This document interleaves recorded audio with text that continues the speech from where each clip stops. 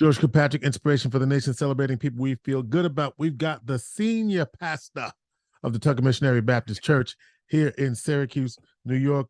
They are located 515 Oakwood Avenue, and they have a big festival coming up October 31st through November the 3rd.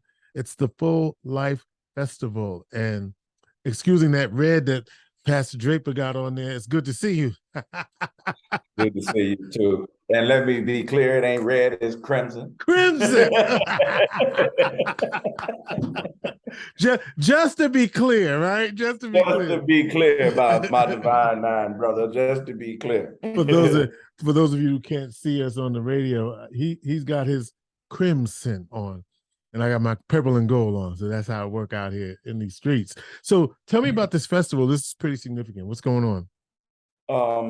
Well, we here at Tucker, the Lord placed upon my heart a couple of years ago to do something to encourage the community from a church standpoint, I guess. I'm not, maybe not even church standpoint, but to even give the church let the community know that the church is available, and that in this new day and time that the church has to be more than the traditional church that we are accustomed to being, but that we have to be able to reach out into the community. And it's not so much as to get people, well, it's not at all to get people to join our church or anything, as much as it is that I think God gave me the vision to create a platform so that people know what's available in our community to help them. So many times we have different events sponsored by different agencies in the community, and people don't come. And so it almost seems, I'm not going to say like a waste, but resources are sometimes wasted. Well, you're wasted due to lack of attendance, And so I think it's just a thing that God has given us. I'm not doing it by myself. I got an event planner. I got a staff to just give during this season of life coming out of COVID, that we are here to not only be inspiration, but to provide information. It's really interesting you say that, because it makes me think of a different question. We're talking about the festival, but you talked about where the church is and how the church is responding to these times. How would you describe the times that we're in, right? Because there's an expectation, I think, that people have of what the church should be in terms of what it's doing. But does the church still recognize its role in terms of community, as a center of community, or is the church still the center of the community? Right. I think Mr. Kilpatrick, that's one of the things that happened with COVID-19, not to harp on it, but COVID-19 really made us as the church go back to the mission and mandate of what the church is supposed to do. Mm-hmm. A whole lot of churches, or maybe not a whole lot, but we were so concerned with budgets and buildings that we forgot that we about people, Yeah. And that it does not matter if you have 5 or 500 or 5,000 people, but that we are in the people business. And in the people business, we have a responsibility even to build relationships with government, community agencies, instead of, I think the church had put itself on an island, Mm-hmm.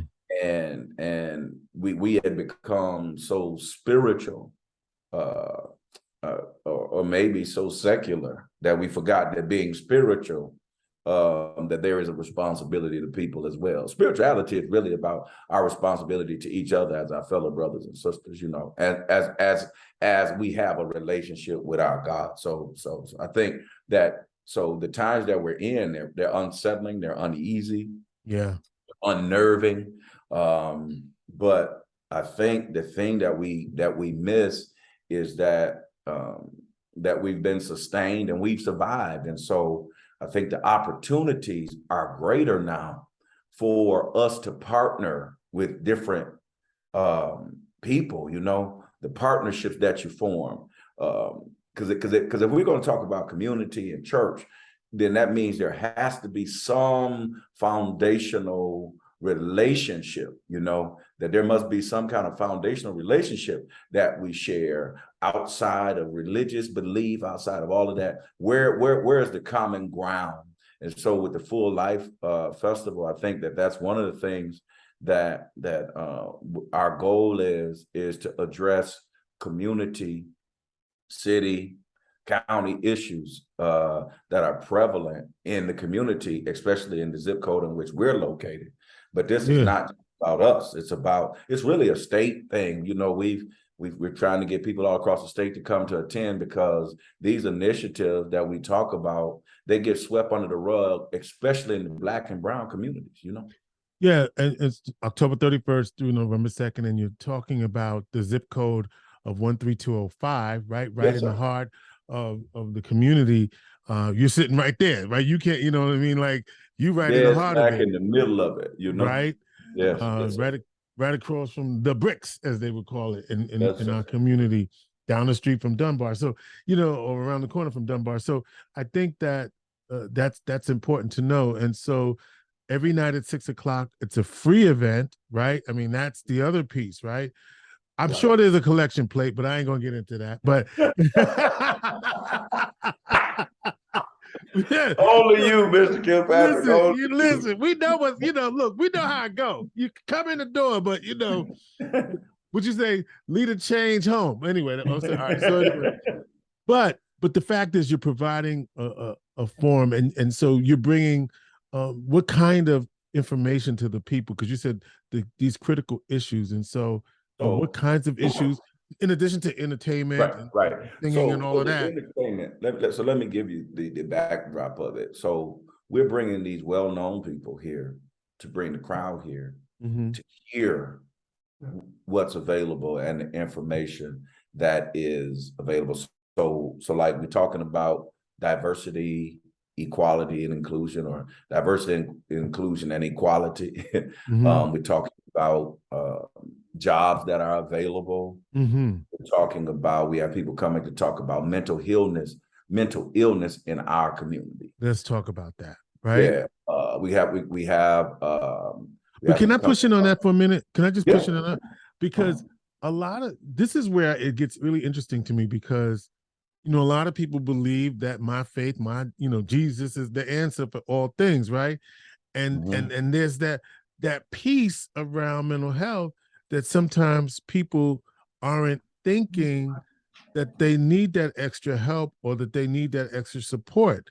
And so how do we help people know that prayer changes things, but also prayer will lead you to a good therapist? Okay. Well, that's the reality for all of us, because we've been conditioned, just the one thing we have to do is, in order to communicate properly, that we must be willing to tear down barriers. Yes.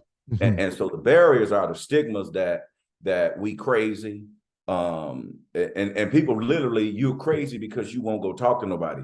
Yeah, talk to God in prayer, but go sit on somebody's couch or somebody's seat. If they give you some medication, take all your pills, all 8 of them. Okay. But seriously, Right. and so we've been misdiagnosed, because we do know that for a while in our community, they were just giving, especially Black young men. We had this thing when they were talking about they were ADHD, when they was prescribing Ritalin, and a lot of that Ritalin, thing, it really affected our community. But guess what? Parents were getting that, were putting their kids on Ritalin because it was checks tied to it. You know what I mean? They get SSI and all of that kind of thing. And so, but now, one of the things that of mental health right now is, man, rebounding from COVID, man. It really, you've been, quarantine, and then, because what happened was you had to spend time with people you normally didn't have to spend time with. You had to look yourself in the face.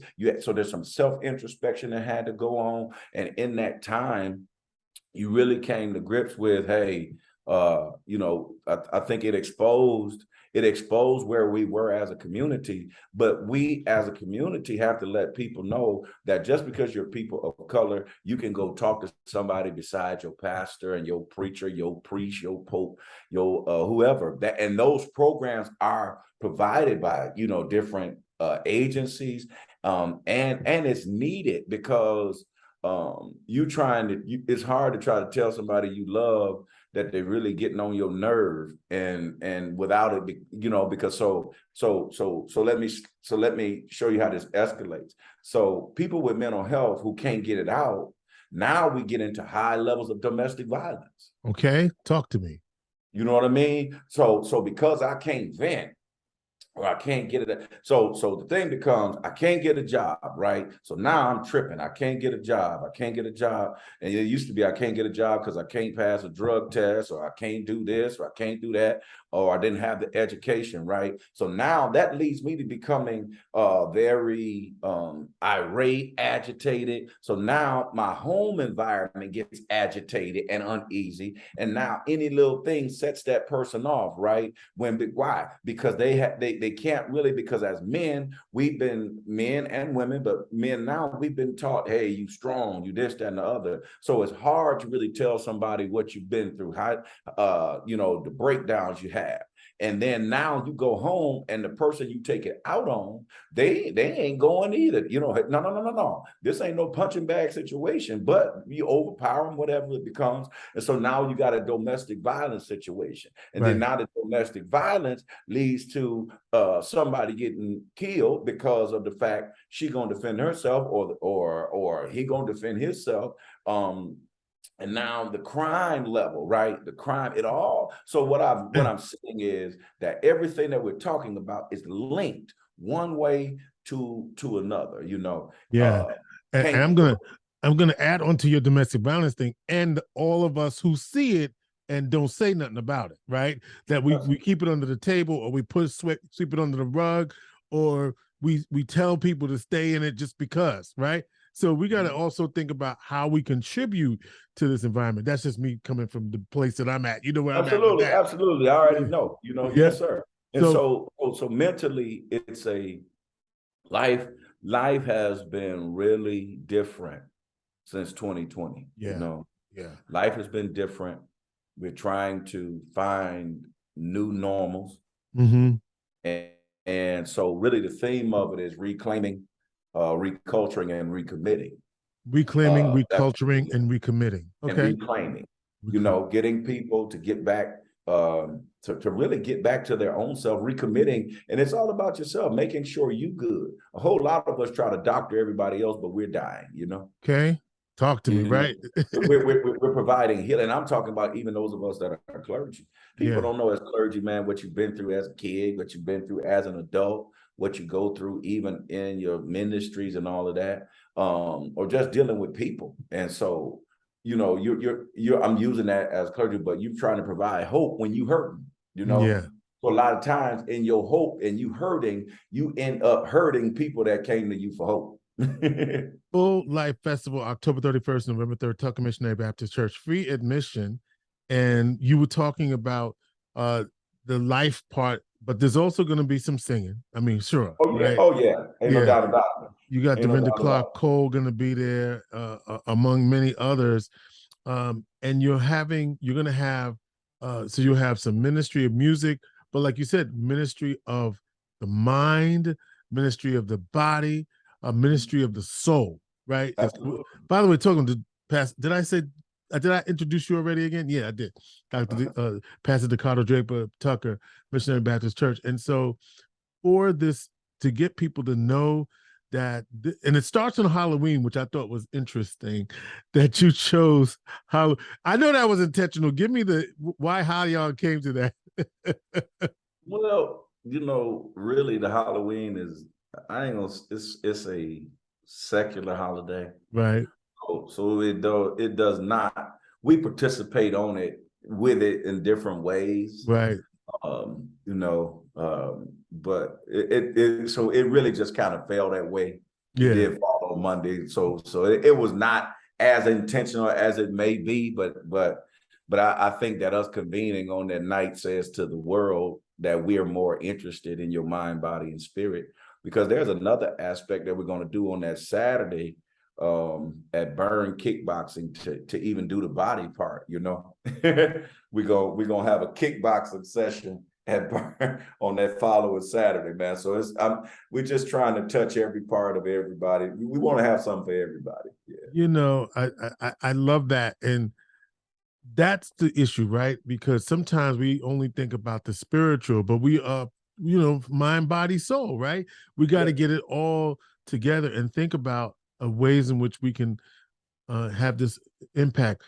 Any other highlights from, because you're going to be other local artists, speakers? Yeah, we got Ricky Montgomery will be on. I think Marissa Jones. I think Deion Patterson. Who else? Man, I don't have them in front of me, but those are those that I know. On the flyer, you got John Carter, Pastor John Carter from Abundant Life. And that was intentional. That was very intentional. It's intentional because Pastor Carter leads a diverse congregation. And if I'm talking about unity and diversity, we need someone who actually, that's what he deals with, and I just think his heart, I think his heart is in the right place. I know he has a phenomenal ministry, and I just think so often we can miss out. We can talk about racial barriers and all that, but we must be willing to do our part to make sure that we're not participating in the racism and becoming a part of the barrier. I bet that was significant for you to reach out to him and him to accept the invitation. Yeah. Well, he's been here before for me. Oh, yeah. Okay. I've been able to share, and I've been to Abundant Life to share for their conference. Last year, I was an invited guest. And so I think one of the things that we have to understand that if healing is going to take place, we often try to use isolated healing. Yeah.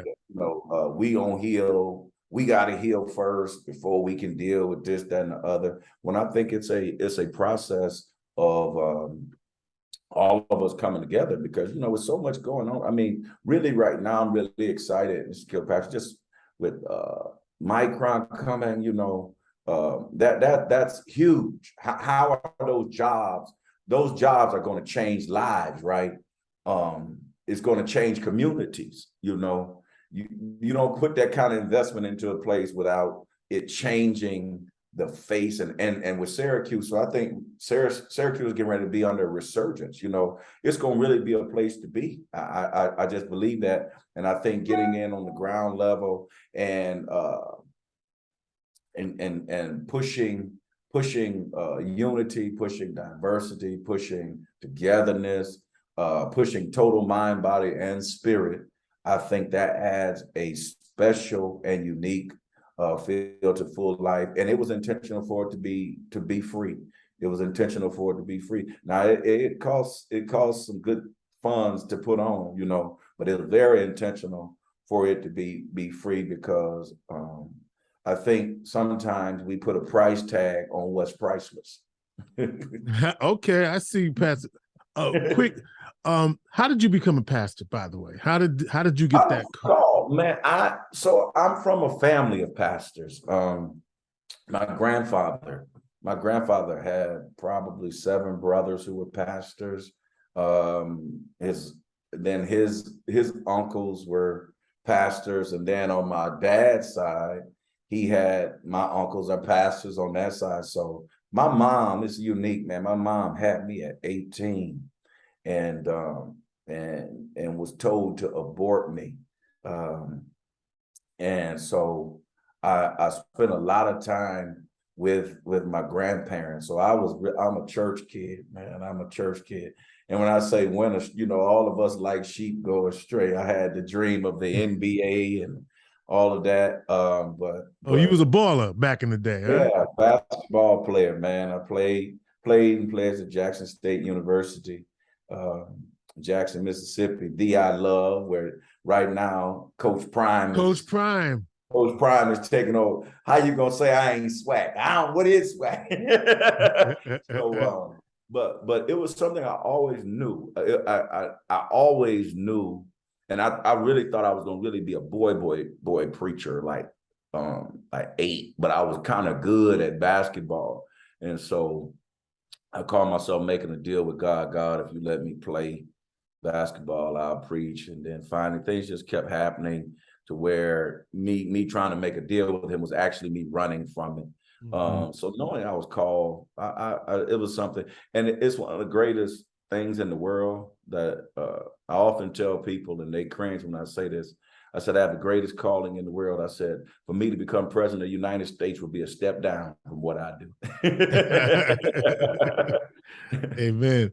I hear you, Pastor. So what do you want people to walk away from these 4 or 5 days at the Full Life Festival, or actually week? What do you want people to walk away with? Well, I want them to walk away with the resources. I want people who are unemployed to walk away with jobs and jobs interviews. I want people whose family are dealing with opioid addictions to know what the signs are, where to get to help. I want people who cannot afford child care assistance to know what the county offers, what the city offers for the child care program. I want people who are in domestic violence situations to know that Vera House is a resource, especially in the light of everything that's going on, a place, it only takes one bad thing to happen for people to try to make it a bad place. But that's, we won't let that be, a lot of blood, sweat, and tears have gone into that place. And we're excited that we have someone from there that can share the platform of progress and moving that area forward, because people don't believe it, but domestic violence is just as high as it's ever been. And so we talk about the Full Life Festival. We want them to know that Urban Jobs Task Force is going to be a part. They're very an integral part of what we're doing in our community as far as I-81 is going, making sure people know the jobs, not only the jobs, making sure people get trained, still trying to get SU to be a part with their Go Local program down here. They'll have tables set up to where people will have their information, vendors will be available, they'll be buying stuff down here. So we're just trying to make it a joyful event for this community to really enjoy. And my main prayer is that it reaches outside of church, because it's not about church. Now that's my whole thing. But this is our, I could have probably went out and got Mary J. Blige and all of those, if I've had that kind of money to do the same thing, and people would have come, right? But our lane seems to be church, and people hear gospel music. As you know, Mr. Kilpatrick, one of the gospel legends in this town is Charles Cannon, who's a member of our church. I think the Bells of Harmony is his group, but gospel music has kind of been the foundation. Music all over, music period is a soothing instrument. The speakers that will speak powerfully. And I want people to walk away with hope and change. Those that come looking for change and those that come looking for hope. That's my goal. Did you do invocation at the Dream Summit? Was that you over there? I can't remember. Was me. Yes, yeah. Because I was outside setting up. I said, yes, sir. I see you got your hands in some. You want to be in the mix. You're in the mix. Well, I try, but most people don't. Man, I try to really just kind of be, because I have so much doing. I try to just kind of move around, but I try to support. Eli is near and dear. Him and Emmanuel Henderson are near and dear to me, putting up Salina first. And so our relationship has grown based upon Salina first. Emmanuel Henderson's a member of our congregation, I'm actually a board member, JHP Industrial, and very active, very integral part of planning this. And so I just try to be there when needed or asked, as to keep our people informed, but then to keep those that are making the moves informed as well, just so they won't throw peanuts or crumbs to us. And because my thing is, we no longer need a seat at the table. We ready to own the table. Okay, and that's the shifting in mentality that is necessary for the change to come in this community. And part of that change is happening on beginning October 31st, Monday, October 31st through November 3rd. It's the Full Life Festival at Tucker Missionary Baptist Church, 515 Oakwood Avenue, Syracuse, New York. Free admission. And Pastor Draper, for those who may or may not make the Full Life Festival, hope they do, when can they attend services at the Tucker MBC?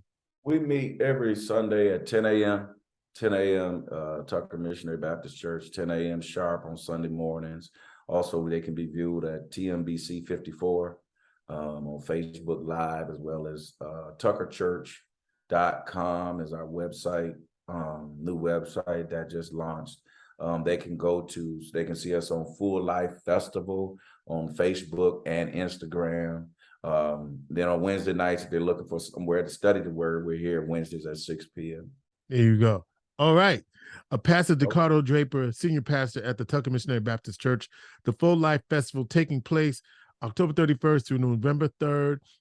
They don't have to sign up for anything. They can just show up. There'll be all doors kinds of open at 5 o'clock because the vendors will be there. Doors open. They'll be cooking outside, I'm sure. But yeah, so the doors are open at 5. It's first come, first serve seating. Okay. Only couple seats I can guarantee are mine. Okay, that's all you can guarantee, yeah, right? And then we got VIP seating for some of our sponsors, but outside of that, get here early. Get here early if you want to be part of the mix. All right. Yeah. Full Life Festival, Tucker Missionary Baptist Church, a great partner with Inspiration for the Nation, and we're so glad to have you on, Pastor Draper. Thank you for having me. Apologize for him in that criticism, but that's all right. We're anyway, look, we love you, dude. Keep up the good work, and we keep up the good work. Inspiration for the Nation.